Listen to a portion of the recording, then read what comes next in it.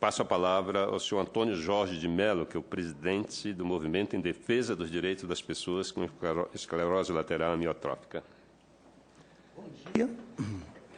Bom dia a todos. Todos me ouvem?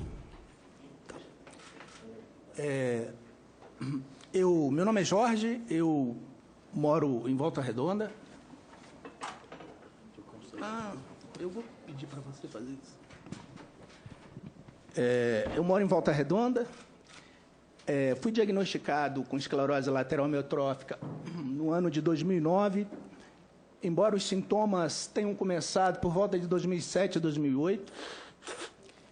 E no ano de 2009, quando eu vivi uma vida, viu, senador, muito produtiva da minha vida, eu tinha meus 48 anos, mais ou menos. Eu trabalhava numa multinacional de produtos farmacêuticos, amava o que eu fazia, né? E me vi diante de uma doença extremamente cruel, que é a esclerose lateral amiotrófica.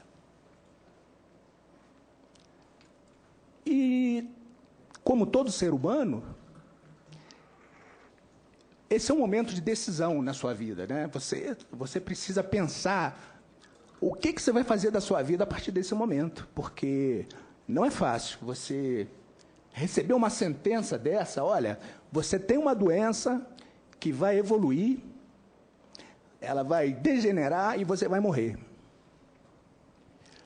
Então, eu peço até desculpa, porque não tem como não se emocionar, falar sobre isso.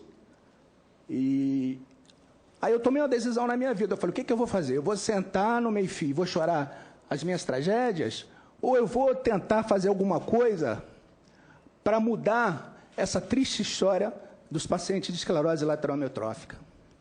Então, senador Capiberibe, eu tomei a minha decisão. Eu comecei a me envolver na militância, no ativismo, e hoje eu estou aqui. Graças a Deus, o Senado, a Câmara dos Deputados tem nos proporcionado. Eu vou falar aqui porque eu não tenho muita firmeza na mão. Tem nos proporcionado essa oportunidade de estarmos aqui falando sobre a esclerose lateral amiotrófica. Então, em 2012, nós, com o apoio de muitos pacientes no Brasil inteiro, nós criamos uma entidade chamada Movela, Movimento em Defesa dos Direitos da Pessoa com Ela. Nós estamos aqui conosco hoje um dos nossos tesoureiros, o Rodolfo Levenhagem, é um dos diretores. Levanta a mão aí, Rodolfo. O nosso diretor jurídico, Leomar Gomes. Levanta aí, Leomar. Ana Amélia, nossas relações públicas, e entre outras pessoas que não puderam estar aqui. Então, nós temos trabalhado, nós temos como base, nós não somos uma associação assistencialista. Nosso foco é trazer informação sobre a doença, lutar por novos tratamentos, e lutar a favor do direito das pessoas. Nós não temos recursos, nós temos só vontade. É a única coisa que a gente tem. Por isso, nós dependemos do Legislativo, dependemos do Poder Público, dependemos de todos que queiram abraçar essa causa. Então, dia 21 de junho foi o Dia Mundial de Luta contra ela. Então, o Movela fez um trabalho bacana no Facebook, nas redes sociais. Nós divulgamos essa camisa no Brasil inteiro. Então, aquelas pessoas que estão ali, senador Capiberibe, são pacientes, familiares e cuidadores. Essa moldura ela tem um significado muito, muito forte, porque mostra que há uma unidade, uma coisa que une essas pessoas, que é a vontade de viver dias melhores. Né? Basicamente é isso, viver dias melhores. Augustino, próximo, por favor. Aí. Isso. Então, conforme eu disse, a gente se propõe a trabalhar três focos, né? Trabalhar as informações, direitos e pesquisas. É assim que a gente tem trabalhado. Próximo. Quando a gente recebe o diagnóstico de esclerose lateral amiotrófica, a primeira questão é, o que eu vou fazer agora, né? Conforme eu disse. Trabalhar, nem pensar. Então, você precisa reprogramar a sua vida. Então, você vai procurar o perito lá da Previdência Social, e o perito, ele não conhece a doença. Então, existe uma questão. 90% de toda a esclerose lateral amiotrófica, ela é esporádica, ela não tem causa determinada. E 10% é de forma familiar. A forma familiar, ela costuma ter uma evolução mais favorável. É o meu caso, né? Eu tenho alguma mobilidade, eu falo, eu tenho sobrepeso. Então, o perito olha para uma pessoa igual a mim, ele acha que eu não tenho nada, porque ele não conhece a doença. Então, ele me dá aí 6 meses de auxílio-doença e depois já quer me reabilitar. Entendeu? Eu estou contando a minha experiência, aconteceu comigo. A perita fala assim, vou te reabilitar. Eu virei para ela e falei assim, doutora, a senhora tem noção da doença que eu tenho? É uma doença progressiva, degenerativa, não tem cura. Eu tenho que pensar na minha qualidade de vida, não é em reabilitar. Então, é assim que funciona. Os pacientes de ela vivem um drama, o primeiro drama da vida, o segundo drama, que o primeiro é o diagnóstico. O segundo drama é conseguir, do poder público, a compreensão, o entendimento de que ele precisa de uma aposentadoria digna. Né? Então, o modelo atual é esse. Né? Auxílio-doença bastante dificultado, a demora na aposentadoria, os 25% de auxílio cuidador, que é um direito adquirido, é negligenciado, porque o mesmo perito que aposenta você por esclerose lateral amiotrófica, o outro perito ele não associa que essa doença exige um cuidador. E, necessariamente, todo paciente diagnosticado com esclerose lateral amiotrófica necessitará de um cuidador. Eu aqui hoje estou com 2. Estou com 2 amigos aqui me ajudando. E é assim que funciona.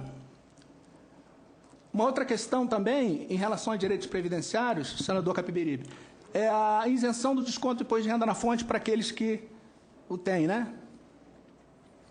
Eu levei 2 anos para conseguir a isenção do imposto de renda na fonte, sendo que a lei é bem clara sobre isso. Pessoas que têm doenças debilitantes, que incapacitam, têm esse direito adquirido. Então, a coisa fica muito na mão do perito. É o que a gente percebe. A decisão não está na lei, está no perito. Então, a gente precisava discutir isso. Próximo, por favor. Então, o regulamento da Previdência Social diz o seguinte: o aposentado por invalidez tem o direito de obter 25% de aumento em sua aposentadoria, caso necessite da ajuda constante de um cuidador. Isso está na lei, está lá no papel.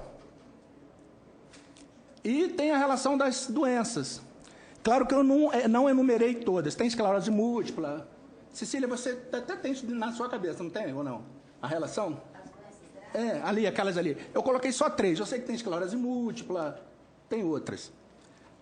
Mas, enfim, eu coloquei paralisia dos 2 membros superiores ou inferiores. Isso na ELA acontece, ocorre. O paciente pode ter paralisia dos membros inferiores, pode ter dos membros superiores ou pode ter de ambos. A doença que exige a permanência contínua no leito. Muitos pacientes de ELA, no 2º, 3º ano, já se tornam tetraplégicos. Então, ficam, né, doutor Gerson, constantemente na cama. E a incapacidade permanente para a atividade da vida diária. Eu posso te dizer que aí são 100% dos casos. Então, não haveria necessidade para tantos questionamentos. É verdade? Se 3 regras são cumpridas, né, dentro do que a lei exige, por que tanta dificuldade e tanta burocracia? Próximo. Então, existe uma outra condição. Condições para isenção de imposto de renda junto à Receita Federal.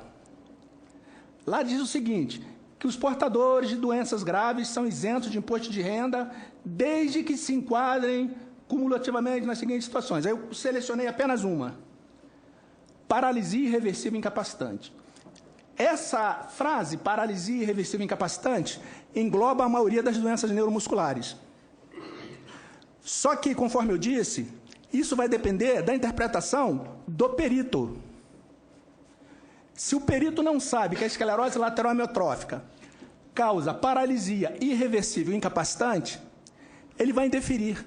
E foi o que aconteceu comigo. Eu levei quase 2 anos só nessa frase aí, só para provar que a esclerose lateral amiotrófica é uma doença que causa paralisia irreversível incapacitante. Então, o que eu quero dizer com isso? Que, além do diagnóstico do paciente, que já é uma coisa cruel demais, a ausência do poder público, muitas das vezes, conforme já foi dito aqui, nós, pacientes, ainda temos que ficar à mercê da boa vontade do poder público, do perito do INSS, que não conhece nada da doença e nem se interessa em conhecer. Infelizmente, é assim que acontece. Próximo.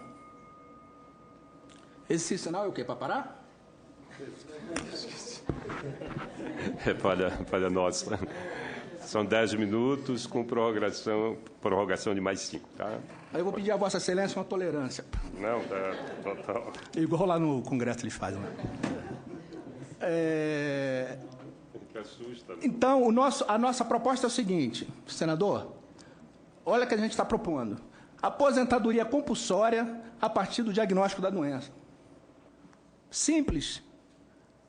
25% de auxílio cuidador, da mesma forma. Isenção do desconto no imposto de renda-fonte, da mesma forma. Olha, isso iria economizar muito transtorno, tanto para a vida do paciente e seus familiares, como iria diminuir a circulação de papel, de burocracia no sistema público. E, se possível, que houvesse uma comunicação direta, eu não sei como é que seria isso, entre o INSS e a Receita Federal. Porque tudo que você prova no INSS, você tem que provar de novo na Receita Federal. Complicadíssimo.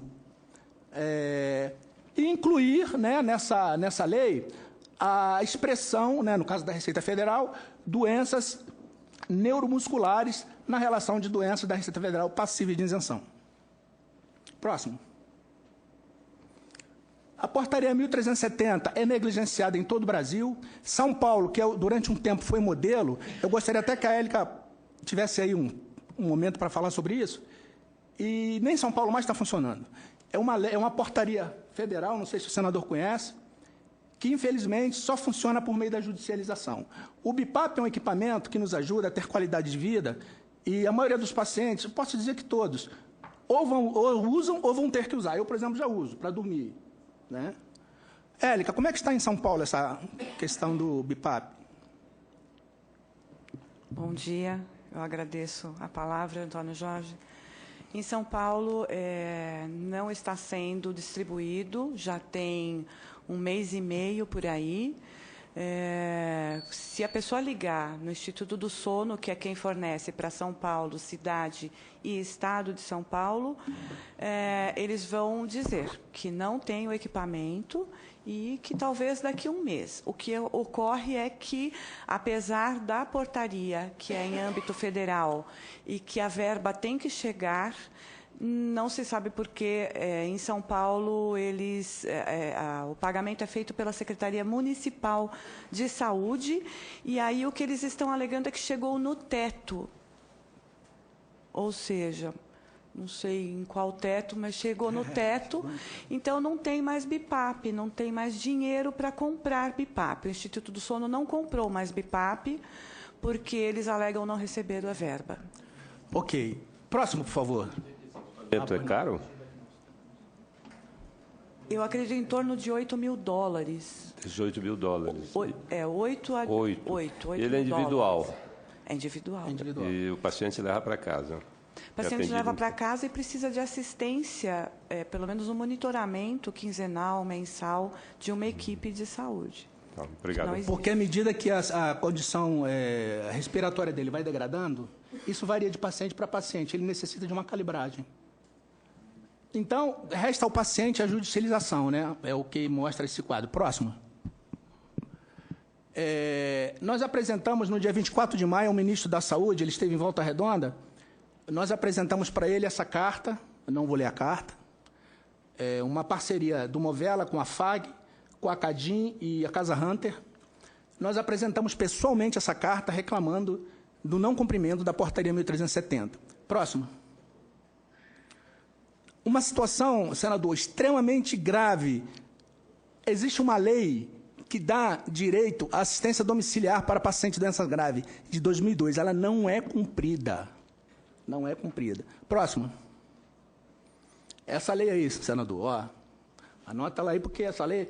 Olha, nós temos um caso emblemático.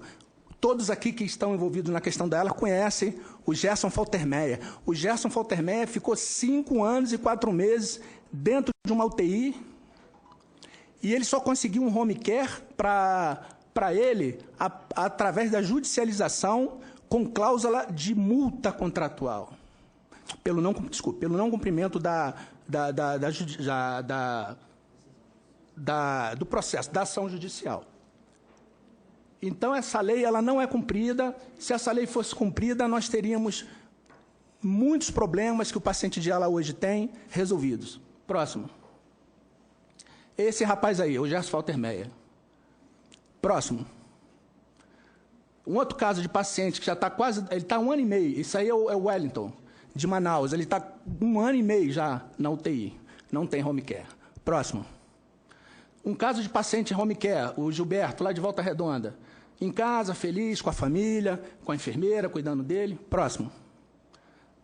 Olha que coisa maravilhosa. 5 anos e 4 meses depois, olha o sorriso desse paciente de ela, com a sua família, no seu lar, feliz. É o mínimo que nós gostaríamos que todos os pacientes tivessem. Próximo. Bom, eu gostaria de chamar a atenção de todos que estão aqui para a PL 1656 de 2011, da deputada Mara Gabrilli. Existe só na Câmara dos Deputados uns 20 projetos de lei, mais ou menos, falando sobre doenças graves, doenças raras e de doenças neuromusculares. Mas essa PL, ela tem algumas particularidades, porque ela atinge em cheio a necessidade da maioria dos pacientes de esclerose, de doenças neuromusculares, inclusive da ela. Por isso que eu chamo a atenção de todos para esse projeto de lei. Próximo. Então, próximo, por favor. E eu queria também relembrar que no dia 15/6, a deputada esteve numa reunião com o ministro da Saúde. À época era o... Quem era o ministro da Saúde em 2011? O Padilha. Era o Padilha. Olha o que ele prometeu. O ministro da Saúde formará um GT para revisar a portaria 1370 de 2008, que estabelece a política de atenção às pessoas com doenças musculares. Alguém pode me dizer se isso aconteceu? Eu acredito que não. Próximo. Então é isso aí, gente. Vamos torcer para que o SUS seja um serviço de qualidade, um serviço viável, um serviço que possa atender às nossas necessidades. Obrigado.